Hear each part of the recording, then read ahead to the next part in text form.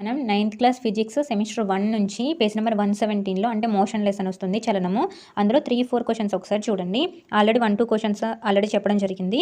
ఇక్కడ వచ్చేసి ఒకసారి చూడండి. థర్డ్ క్వెషన్, వేగము కాలము గ్రాఫ్లో ఒక వస్తువు యొక్క చలనము కాలం అక్షానికి సమాంతరంగా ఉన్నట్టయితే, అంటే మనం ఈ విధంగా తీసుకుంటాం కదా.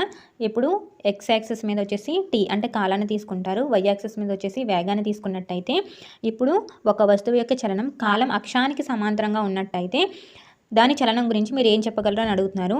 ఇలా కాలం అక్షానికి సమాంతరంగా ఉన్నట్టయితే అది సమచలనంలో అంటే ఒకటే వేగంతో ప్రయాణిస్తూ ఉందని అర్థం. సో వస్తువు సమచలనంలో ఉంది, అలాగే స్థిర త్వరణంతో చలిస్తుంది అని చెప్పొచ్చు అనమాట.